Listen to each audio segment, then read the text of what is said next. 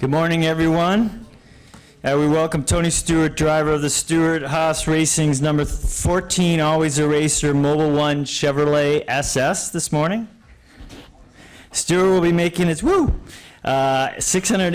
NASCAR Sprint Cup Series start this weekend. He's obviously been one of the greatest drivers in NASCAR Sprint Cup history. He is, of course, a three-time Sprint Cup Series champion, which ties him for third most in series history with NASCAR Hall of Famers Lee Petty, Darrell Waltrip, Cale Yarborough, and David Pearson. He has won 49 Sprint Cup Series races, and he will be gunning for number 50 this Sunday. So we will open it up for questions. Starting with Mr. Bob Pockras, and we'll then go to Holly, and then back to Greg. Good morning. Bob Pockras, ESPN. When did you see the car, and was there any things that you particularly liked about the scheme on it? I saw it on, I guess it would have been Wednesday, and loved it. I mean, it's the thing I liked most about it's all the employees at Stewart Haas Racing signatures are on it, and that means a bunch to me. So it was pretty cool to see, and it's going to be pretty fun to run that car this weekend. Okay, we'll go to Holly and then Alan. Has anything kind of tugged at you or gotten you so far this week? Have you been surprised maybe by somebody that reached out either to you or in the media, or has there been any sort of element of this is pretty cool and on a sentimental level? I guess I'll get to that, but the first part you said kind of struck a nerve because somebody reached out and touched me yesterday and stole my cell phone out of my pocket. So, I was like, well, that kind of brought it right back to my mind. So. Yeah, it's been a hell of a start to the weekend to get your phone stolen, but no, it's been, that was probably the biggest thing that was disappointing last night when I realized my phone was stolen was the fact that I was in the process of answering text messages from people. I got a flood of text messages yesterday, and I think I'm going to have a phone by tomorrow, so I'm sure when I turn it on, it's going to be absolutely crazy when I turn it back on, but it's been neat. It's people I haven't talked to for a long time, people that are friends that I haven't seen or heard of from a long time reached out this week, and it's been pretty cool. All right, we'll go. Nothing in particular that really struck a nerve, but I mean it's just it's just the overall support from everybody was really awesome. All right, we'll go to Alan Cavanna, to Claire B, and then back to Greg Engel. Alan Cavanna, Fox Sports, right here in the middle. There's going to be a lot of pieces written, a lot of TV pieces that use the word legacy. Does that matter to you? What people say your legacy is? Have you thought about that word? I haven't. I mean, normally legacy means you're old. You've been around for a long time, so it's just been fun. I mean, it's been a fun 18 years, and not every part of it's been fun. And I've made your guys' life hell at certain points during my 18-year run here, but. The thing that I think at the end of it, I've always said what was on my mind, whether it was popular or unpopular. I always fought for what I believed in, whether it was safety for other drivers or something etiquette that was going on the racetrack or whatever. I always fought for what I believed in, and at the end of the day, I can sleep all right knowing that that's why I did it. It wasn't because I was trying to be a jerk or something like that. I just always spoke my mind and fought for what I believed in. So. It's been a lot of fun. It's the great thing is I'm not really going anywhere. And in the big picture, what's changing isn't in my big picture. It's not really a huge change because 90% of the stuff that I'm already doing, I'm still going to continue to do. It's a big part, obviously, in the racing world. It's a big change, but for me, it's not going to be that big of a change. So, I just look at it like it's halftime of a ball game, in all honesty. I mean, this is the end of the first half, and then the next season we start the second half, and it's going to be just as much fun, if not more fun, than this first half was. So, I'm excited about, finishing this chapter, but I'm really excited about starting the next chapter next year. All right, we'll go to Claire B, Greg, and then Jeff Glock. Claire B. Lang, Sirius XM NASCAR Radio. I've been interviewing drivers throughout the garage about you, and first what I noticed is they get sort of emotional, even the ones you think wouldn't, and then they After they get done with the serious part of it, then they tell a really funny story. And they've all got a great funny story about an encounter with you or something with you. How do you react to all of that you've had such a good time in the garage? I mean, even the Final Four yesterday, when asked about, you said that they probably couldn't tell a lot of them in a national news conference. Talk about your relationship with everybody in the garage, the fun that you've had over the years. I mean, you guys know because you guys go through the same grind 3 days a week at the racetrack that we do. If you don't have fun doing this, you'd be miserable. So, I mean, you guys know the same people I know in the garage area. You know the same drivers, you know the same crew chiefs. Most of you know a lot of the same crew guys I know. There's fun people in there, and if you don't have fun doing this, it's why do we do it if we're not going to have a good time? So, you know, it's been fun. The good thing is I think there's only 2 more days I got to dodge whatever pranks guys that decide they want to pay me back.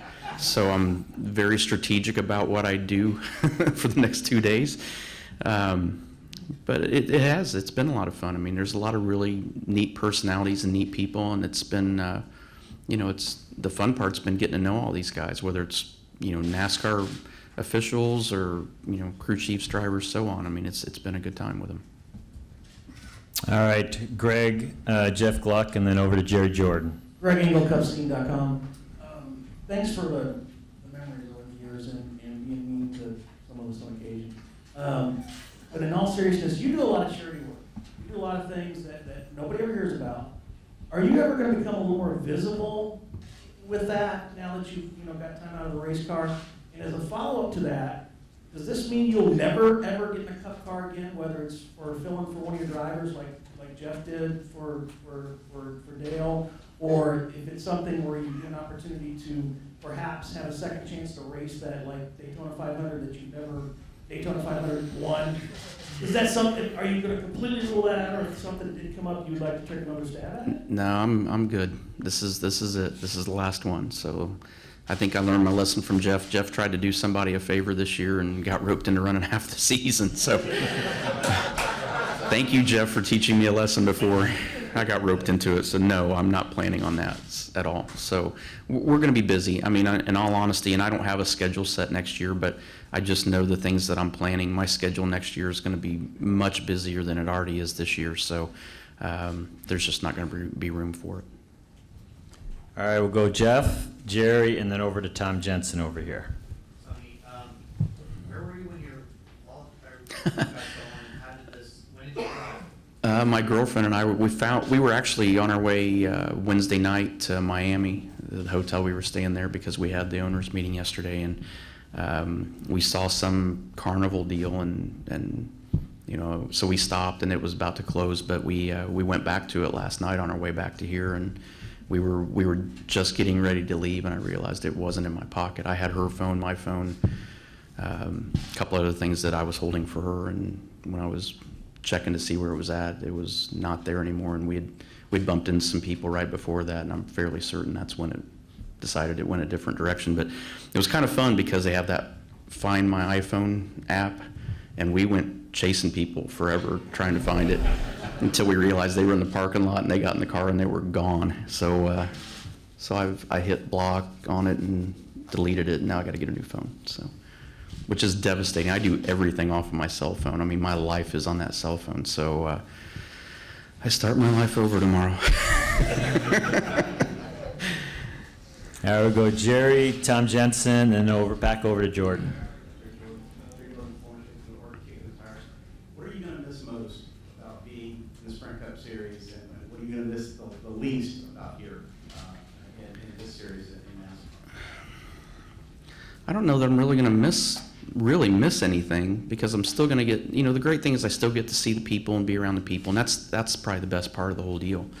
And I'm still going to be around the sport. I'm still going to be active. I mean, if you don't think being an owner is competitive, I can show you a bunch of different cases where it's competitive being an owner. So that part's, you know, that part of it's not going to change. So I'm really not going. I don't think I'm going to miss a lot. The thing that I'm not going to miss is 9 a.m. practices on Saturday morning.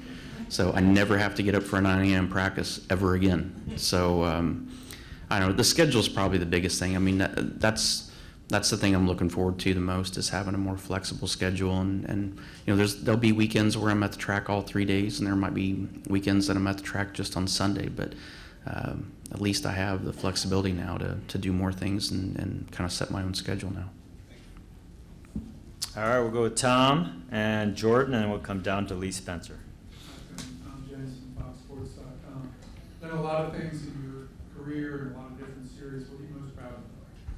All of it. I mean, it was all, you know, when you look back at it, it's hard to pick one thing, to be honest. I mean, just the whole ride's been the best part, but it's, like I said, I mean, I'm not done yet. I mean, I got a lot of racing left to do. I've had some phone calls and offers to do some pretty neat things that I never thought I'd have the opportunity to do. Now that I have more time, it's opened up some opportunities. So, you know, I think it's kind of a chapter. That part of it's still open. It's not done yet. And I think everything we've done to this point, though, is, in the big picture, every bit of it's been. There hasn't been any part of my career I didn't enjoy. You know, there's things about everything that I've done that I liked more than others and disliked more than others. But as a whole, I mean, I've enjoyed everything I've done and the road that I've taken to get here. All right, over to Jordan, then Lee, and then we'll go to Al Pierce. Jordan Bianchi, SB Nation. Tony, last year Jeff had quite a contingent here for his last race. Lewis Hamilton, Martin Gray. Who's going to be a part of your going away party this weekend? Eddie and Drew and Mike, wherever Mike went. Anybody special coming in that for making it part like this? Eddie and Drew and Mike. They're pretty, I don't know if you know this, they're pretty special. I mean, Eddie back there, I mean, that man's been through every battle and war with me. I mean, he's probably been the biggest father figure I've ever had in my life, and I think that's pretty special just to have him here, let alone, you know, Mike, who's been through 17 years with me. Gooch, my bus driver, who's been with me for almost 20 years now. I mean, those are the people that I'm excited to share this weekend with. It's not one-off friends that come here and there and are hanging out for the weekend. It's the people that every day, week in and week out, have been through this journey with me. I like your jacket, by the way. What shade of pink is that? Salmon? Okay, sorry, thank you. I'm much bigger than you are, by the way. You'll have to get me a larger one. So. All right, we'll go Lee, Al, and then over to Joseph Welkin. Lee Spencer, Motorsport.com. Do you have any regrets whatsoever from the time that you started out with Vernier and Gibbs and up to today as far as NASCAR goes? And then could you tell us what you think is like your pinnacle of what you did through the course of your career in NASCAR? I don't remember the first part you said. You know, I think there's always points I think in everybody's life you wish you'd have done something a little bit different. I mean, and I've had a lot of those moments for sure that if I could go back and redo it, I would love to do it over again. But I think how everything shook out at the end, I mean, I'm pretty proud of that and happy about it. But all right, tell me the second part again now. I'm still trying to find my cell phone, damn it. I can't focus on anything. I've been up all night trying to figure out how to get this thing. So. Great feels for you. He left his at home. But anyway, can you talk about what your biggest accomplishment, what you feel is your biggest accomplishment? In NASCAR, I still think, I still feel like it was winning that first Brickyard 400. I mean, I don't know how I'd say that's probably top of the list, and I think this race in 2011, I don't know how you could top that either. I mean, those two I would say have to stand out more than anything. So why you wanted Carl's helmet? So I'm getting 25 helmets from guys this weekend. It just happened that, I mean, that shows you how thoughtful Carl was. He could have picked any helmet that he wanted to give me, but he gave me the one that we raced the 2011 championship with, that he ran second to us. That's the helmet he gave me, which is, I mean, I think that's a huge honor. I think that shows Carl's character and how thoughtful of a person he really is. All right, we'll go Al, Joseph Welkin, and then Chris Knight. And we're going to have a tight stop. He's got to get into a car pretty soon. So. What are they going to do, fire me if I'm late? No, you can be late. Yeah. I probably got a talk to your owner. 15-minute penalty anyway. So. Tony Alpers of Auto Week. When you announced your retirement, you said you didn't want speedways to do anything, no dog and pony shows, no rock chairs. Have most racetracks respected your wishes in that regard? Yeah. Or have there been things done that you just kind of said, oh, man? Well, the only wild card is always Eddie Gossage. So, and I got a ginormous bobblehead that I have no idea what the hell I'm going to do with it. So if any of you guys really want the bobblehead, I'll be more than happy to ship it to your house. I'll sign it if you want, anything to get rid of it. At least I don't have to feed what Eddie gave me this year. So, yeah, everybody's been good. I mean, a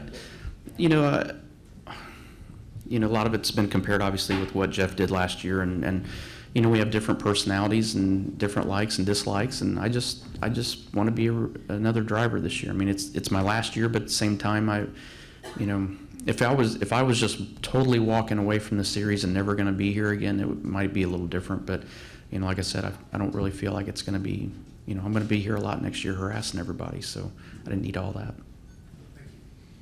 All right, we'll go with Joseph, Chris Knight, and Jonathan Merriman. Just Welcome from Stretch.com. As several other major NASCAR owners who get older and will begin to retire eventually, what have you learned from them that's helped you in the ownership role? You got to remember, I drove for Joe Gibbs for 12 years total. I mean, 10 in the Cup Series. I mean, if it weren't for that, I don't think I ever would have been a race car owner. I don't think I ever would have been a track owner. And I damn sure wouldn't have even remotely entertained the idea of being an owner at the Cup level. I mean, I learned a lot from Joe. I mean, anybody that's been successful in NFL, NASCAR, NHRA, you realize there's something special there, and there's something that you want to learn from. And Joe was if you paid attention to what he said, which there were a lot of times I didn't pay attention enough, but the days I did pay attention, I learned a lot from Joe, and those lessons are what helped build the foundation in my mind to do what I've done here in the last 15 years. Who we got? Chris, Jonathan, and then Lewis Frank. CatchPens.com. Tony, I know you have no aspirations of doing any more Cup racing, but you are building the Xfinity Series team, and then obviously trucks run at Eldora. Just curious if, for fun, if you might decide to play in trucks or Xfinity. I got a lot of race cars to have fun in. No, I mean there's a reason we have the Xfinity Series. What we're trying to do with it, my plans aren't in that. The truck race, it's a tug of war every year. When about April or May, I get a tug of war with myself of, do I want to do the truck race? I would love to run the truck race at Eldora. The problem is I worry like a parent the whole time that we're there for that race. So I mean, I think you guys have seen the role I've played there every year, and it's a busy role, so I don't know that I really have time to do the truck race. Maybe one day down the road, but right now, I mean, I'm going to take care of making sure I do the best job we can as a racetrack to put on a great event. So where were we? Jonathan Merriman, Lewis Frank, Mark Garrow. Jonathan Merriman, NASCAR.com. Tony, tomorrow, Sunday is going to be your last race. Jimmy's potentially winning 7. Talk about the mutual respect that you guys have for one another and how mind-boggling it is that we have a guy in the modern era that could potentially tie Dale Earnhardt Sr. and Ricky Petty. I think it's pretty cool. I mean, it's, you look at history in all forms of sports. I mean, records are there, and they eventually get broken at some point. And to have the opportunity to race in a race that might put Jimmy in that elite category is pretty cool. With it being my last, but Jimmy and I have a great respect for each other. We always have, always will, and it's been a friendship that's kind of been behind the scenes, away from everybody. But I mean, we just have a lot of respect for each other and appreciate each other. Lewis, Mark, and then Jim Utter. Lewis Frank of Reuters. Yesterday, Jimmy Johnson told us about a flight on your airplane. And you fed your dog steak and him hamburgers and you hamburgers. How do you come to feed your dog steak and you guys hamburgers? Easy. I like my dog. I like my dog more than I like people, so they get better meat. My dog eats better than I do normally, so yeah, it's he was having some stomach problems, so we were trying to get his stomach settled down, so we were giving him stuff that we know has worked in the past. Would you feed me a steak? Would I feed you steak? I mean, if it's left over from a restaurant last night that I can get, I mean, there's a lot of you guys. I mean, I'm on fixed income next year, so I mean, feeding all you guys steak is going to be a little rough. But yeah, yes, I would buy you steak for sure. Yeah, we'll go. You're not going to get the big one. You're going to get the petite fillet. It's about $5 cheaper. So. All right, Mark Arrow and then Jim Utter. Mark Garrell, PRN. Tony, you've done so much in your career. You've got the championships, the Brickyard win, a lot of stuff there accomplished. Anything missing from the resume that bothers you? Well, I mean, I'd be lying if I said I wasn't disappointed that I hadn't won a Daytona 500, a Southern 500, and most of all an Indy 500. But I look at it and I look at where I was when I was 15 years old and 18 years old. I never even thought I'd get a chance to race those 3 races, let alone in all 3 of them have opportunities to have won the race. So, you know, in the perfect world, yeah, I'd love to have been able to cross those 3 off the list, but it's at the same time I look in the big picture and go, you know what, it was pretty damn cool just to have the opportunity to go there and race those races. All right, we'll go to Jim Utter and wrap it up with Holly Kane. Jim Utter, motorsport.com. Over some of the comments you've said over the last couple of weeks, you mentioned how surprised you were to find out how much racing has consumed your life. Is there anything outside of racing that you thought about doing or pursuing, even if after what you plan to do is over with? The crazy thing is I wouldn't even know what to do. I mean, you guys know all the entities I have, and all of it revolves around racing. It's like I've never, since I was 8 years old, there's never been a thought in my mind about doing things outside of racing. I don't know what to do outside of racing, because that's what 24/7 my mind's consumed with in some capacity. A friend of mine asked me this week, they said, what's the first thing you're gonna do? I don't know. I mean, all I can think of is I'm done the 16th of December is the last thing that I have to do for the calendar year, except for I leave the 27th to go to Tulsa, Oklahoma to work the Tulsa shootout for Emmett Hahn. I'm there for a week. I come home. I'm going to Talladega to the short track there for 3 days for their big race. And then the next day I go back to Tulsa for 7 days for the Chili Bowl. It's like, yeah, this is what retirement like. You know, like I said, it's busier, but anything that's non-racing related, I don't know. I really don't know what I'm going to do and what I want to do, but you know, I know there's other stuff outside of racing that I'll enjoy too. It's just a matter of figuring out what it is.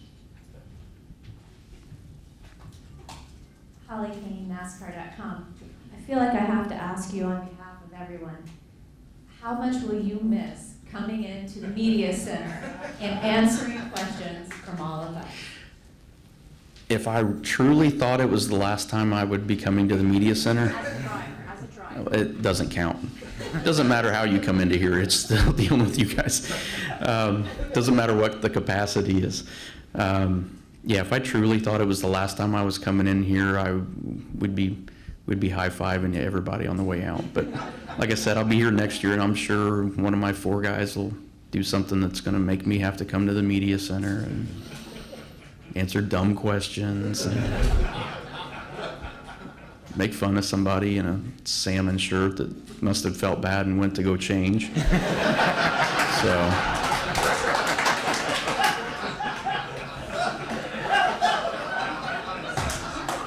Obviously, by your laughter, you thought he should change too. So.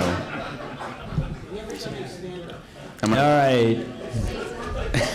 On that, thank you very much, Tony, for coming in. Appreciate it. Thank you, guys. I really appreciate everything, and I truly apologize for pissing a lot of you guys off most of the time. That's only a couple times was that actually my goal when I went into Media Center, was to truly make somebody mad, but for the most part, thank you guys for everything. It's been an awesome ride. Thank you.